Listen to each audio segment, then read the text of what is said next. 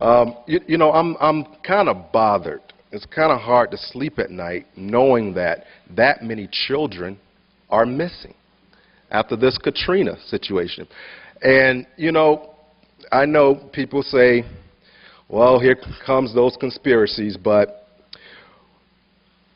when they gave black men syphilis in the Tuskegee experiment, there were people back then that were saying, oh, here we go, those conspiracies. And we found out it actually did happen. Gave black men, hundreds of black men, syphilis, allowed them to cohabit and spread syphilis. The Tulsa conspiracy, where the most prosperous black community sitting on an oil area, black people were killed in mass numbers with the complicity of the U.S. government. Many of the survivors are still living today, haven't received reparations, and we must seek reparations from them. But when that happened back then, there were people saying, well, that was just a riot. You guys, when you talk about it in these certain terms, it's conspiracy. I don't know if you ever heard of the Trail of Tears, the Native Americans. I don't know if you ever heard of Amherst, who gave the natives smallpox and blankets, and during that time when they were writing their pamphlets and they were talking about some of the things that were happening, they called those people conspiracy nuts. There were actually levees in this country some decades ago that were breached to displace populations. We are also talking about the same people who sold your and my mothers and fathers into slavery, had slave ships that resemble the Superdome, broke up families like they did in the Katrina situation, dispersed black people like they did in the Katrina situation. So when we talk about these things, black people, we don't think of, when leaders like the great Minister Louis Farrakhan, who's convening this march tomorrow, when he began asking serious questions and people began saying the levees were purposely breached, black people remember. We remember what happened to us, and we remember today. The brother was 64 years old, and they beat the brother right there a couple days ago, the police in New Orleans. And don't you know, if the cameras, the media are not there, it's just been another brother beaten. But this happens in cities around the country. I live in Portland, Oregon. I moved there from Washington, D.C. 2 years ago. Very, very white place, Pacific Northwest it is. They killed a sister outright by the name of Kendra James, a single mother of two. Right after I got there, they killed a brother named Jahar Perez, unarmed, posed no threat at all. From the time they stopped him to the time he was dead or shot was about 20 seconds, 25 seconds. White police officers, and as always, white police officers, black victims. And a whole bunch of black cowardly police officers who stand by so often, knowing the history. Bill Bennett makes the statement that aborting black babies will bring down the crime rate. Well, would aborting white babies prevent slavery? You know, whenever I want to get something done, I end up blaming myself. Because, I think we give white people way too much credit.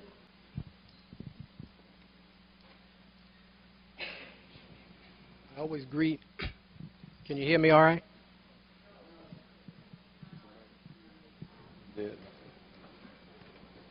Hello? Okay. I always greet African people not with the word peace, but the word black liberation. And I'm going to be brief, but one of the things I do want to say, when the brother talks about systems,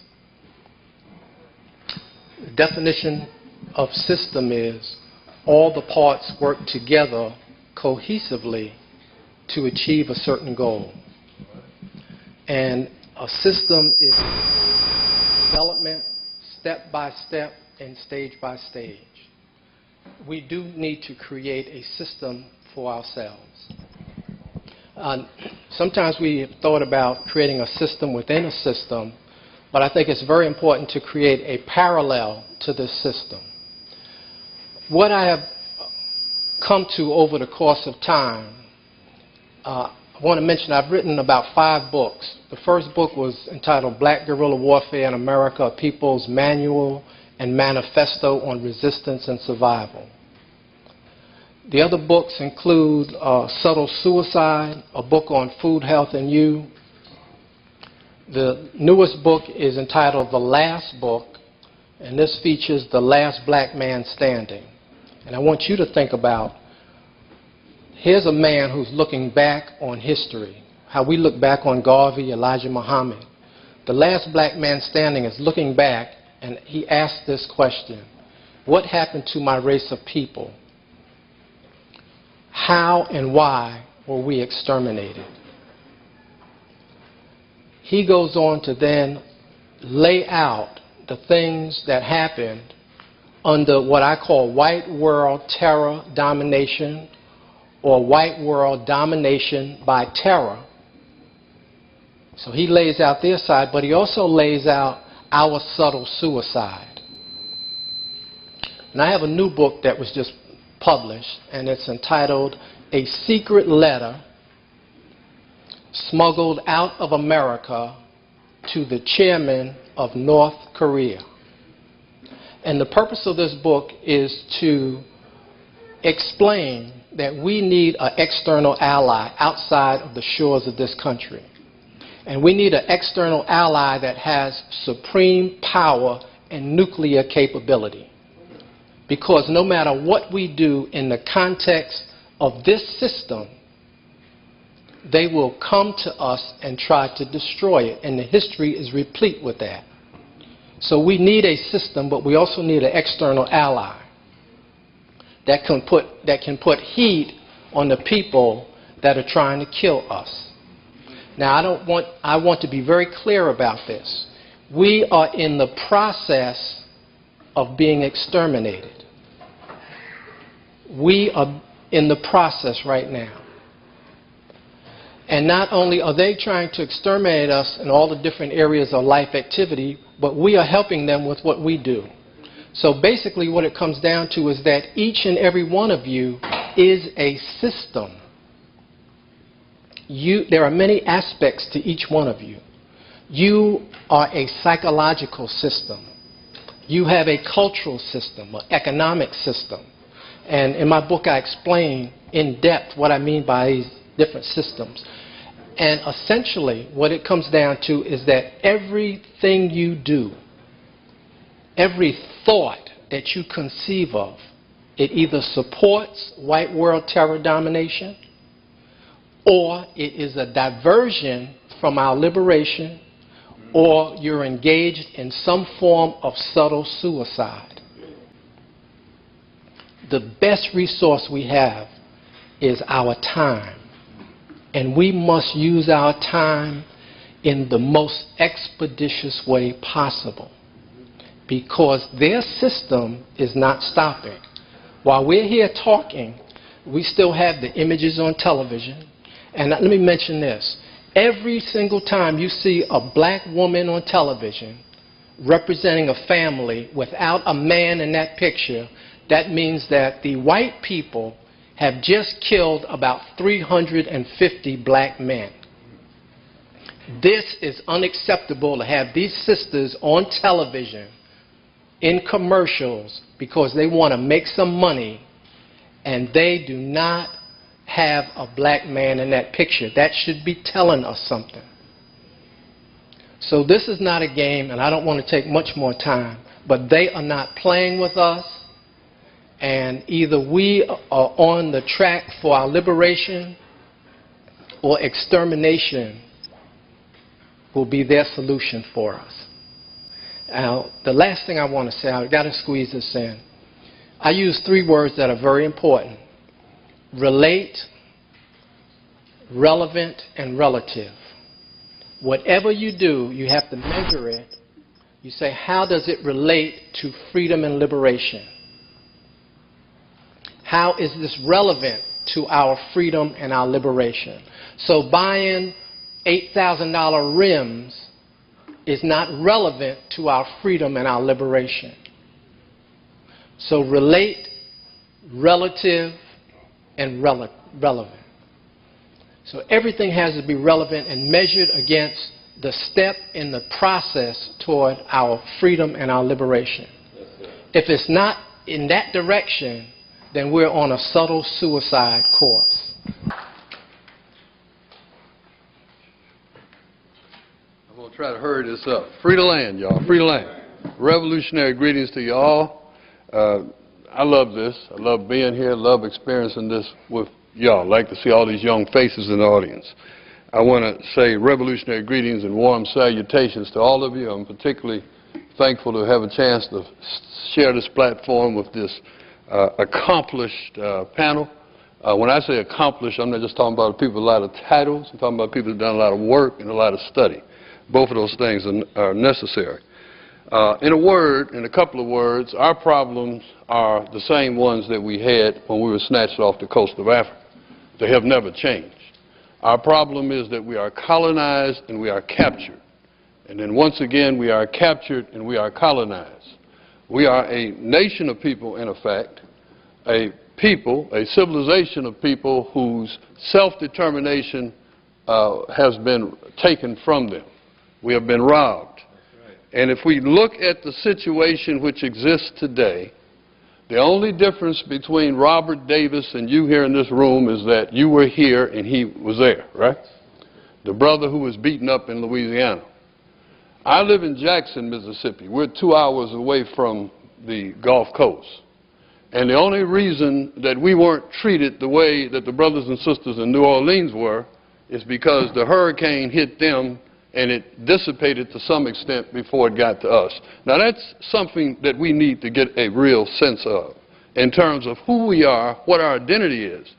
Because see, in Jackson they blew out the lights and the trees fell and things of that nature, and then even in Jackson, which was a good distance away from the Gulf Coast, they still had to wait 2 or 3 extra weeks to turn our lights on, right? In other words, even though we live in the center of the city, where the power and the energy is centered at, they turned the white folks' lights on before they turned our lights on. So what happened in Katrina, what happened is ambulances rushed past our people and went to save white people, as helicopters flew past our people and went to save white people. What happens now in the shelters, where our shelters are armed like armed guards with National Guardsmen staring guns in our people's face, and whereas white people live in relatively affluent or better off shelters and white communities and churches, what happens when the Red Cross, which is a bunch, as one sister from the shelter described, nothing but a bunch of rednecks is what she told me, right? Nothing but a bunch of rednecks. What happens when they go into black shelters, find white people and take them out so they can take them to white shelters, right? What this is a system that you are as much a victim of and a captive of as the most affected brother and sister who are in the water in New Orleans. You understand what I'm saying? Right. Every bit of much, right?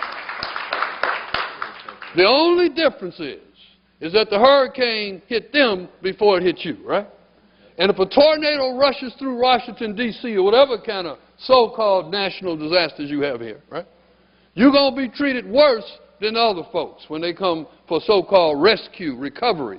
And you're going to be eliminated when it comes to reconstruction, right? What Katrina gives them the opportunity to do in New Orleans and on the Gulf Coast of Mississippi is really to reshape the political landscape, right? We're in the Deep South, right there in the birthplace of white supremacy, and you live in the shadow of white supremacy, right? Right there, and actually you live in the birthplace of white supremacy. Because this place is part of the 13 states which are really part of the, and I'm going to move on, which are really part of the Black Belt, okay? Really part of the Black Belt. Black Belt extends all the way from Texas, coming up here to here, all right? Y'all wasn't picking, y'all was picking cotton or tobacco or something not too far from here, right? So, but the situation is, and let me end with this. What we have to do is invest in a system of information which begins to change our colonial situation, right? It has to destroy the colonial situation because it's not about your, just about your condition. It's about your position, right? And as long as you're in the bottom position, you are always subject to sooner or later catch the worst conditions. Thank you very much, and free to land.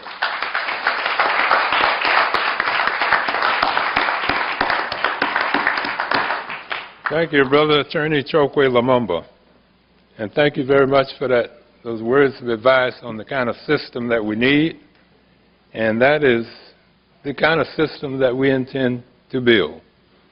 A system that will provide correct information to our people. Okay, the next person that we'd like to bring, Chokwe took my guide sheet. Okay. Will be Brother Gerard Bell. I'm sorry if I messed your name up now. You know. Okay, come on, brother. Okay, that's right. Thank you. Good afternoon. Now, I know that's Connecticut Avenue over there, but I do remember that this is Howard University, right? So, good afternoon. Thank you. Yes, my name is Jared Ball, and I just want to quickly say why we started Free Mix Radio, the original mixtape radio show. A lot of people, when we hand them out for free, we get funny looks. People are confused as to why we're calling a mixtape a radio show and why we involve journalism and music all on a mixtape. For the simple reason that we believe, as has been said, and I'm so glad that I don't have to be the first one to say this, that we are in a colonial situation, which means that the dominant media perform a certain function and will always, and as have they always, will continue to do the same thing. So we need to, in the tradition of those in struggle, develop underground forms of mass communication that are autonomous and liberated. So what we've done is we take a mixtape CD in the tradition of the rap music mixtape, which has become one of the more powerful underground forces in music dissemination, and we've tried to just infuse what Hemant Shaw out there at Madison, Wisconsin has coined as emancipatory journalism, which simply means that, first of all, you recognize you are not free, that we are colonized, then you recognize that activists must be part of generating the media and the journalism that will be disseminated. I want to also just quickly say that we need to be clear. Media are not, as they are popularly described, as TV, radio, film, newspapers, etc. Media, as a word that is plural for medium, they are carriers of content, symbols, societal definitions, and images that set the norm for how people will respond and view themselves and one another. All right? So we have to be clear that when we just say the media and people talk, point to the New York Times, Washington Post, or whatever, they are themselves a medium performing a colonizing function, as has always been the case in part of the process of colonialism. All the great scholars of colonial or anti-colonial movements have recognized first and foremost that image is one of the primary mechanisms through which people are made to be reduced to the status of a slave. They have long understood that weapons, whips, and chains by themselves will not get the job done because people then realize they are being enslaved, and then, of course, they rebel, which is why one of the main reasons this society has changed from plantation to wage slavery is because to reduce the amount of rebellion that was going on that brought about the change in the mechanism of maintaining exploitive systems. All right. I just want to say, by way of understanding, again, Opio mentioned conspiracy theory. I just want to throw out there very quickly that the term conspiracy just simply means two or more people engaged in doing something wrong. Many of us were involved in conspiracies, depending on how you view law and the just nature of them, just coming over here today. And the idea that we need to expect, we just need to demystify that term. I just want to, and as Noam Chomsky has accurately said about that, the term conspiracy theory, or the phrase rather, is thrown out there just to discourage institutional analysis. All right. And as I just want to say also, my friend John Judge says, if you want to call me a conspiracy theorist, then you have to acknowledge yourself as a coincidence theorist. You know. There's so much to say. The control of black image, of course, is as old as the relationship of Europeans and African people. So two things I just want to say before leaving, well, at least two things I just want to say quickly before leaving, is that this started from before this country was even conceived or developed into what we now call the United States. Paul Revere, who many of you know, who made that famous ride and all that stuff, also owned a printing press, and the first thing he did was change Crispus Attucks to a white man so that he could further encourage, through the dissemination of these pamphlets, this country to rebel. So even before this was the country that it is now, black images had to be erased, reshaped, changed, so all right. And lastly, to also understand more clearly what we're involved in, Zbigniew Brzezinski, the former National Security Advisor to Jimmy Carter, Council of Foreign Relations, Counsel to Power to this day, wrote in the Grand Chessboard in 1997, I believe on page 26 for us researchers out there, that the number one thing that will separate the United States from empires of the past is its control over mass communications and popular entertainment. He said that it is an underused facet of colonialism, cultural imperialism, that is an underused facet of colonialism. He applauded what the British had been able to do with their abuse of African image throughout the continent and elsewhere. So we just need to be in clear understanding of what we are involved in, and also be willing to take unpopular risks of developing alternative underground forms of communication that may not grant us fame and wealth, but will serve the function and purpose that we desperately need at this time. So thank you very much.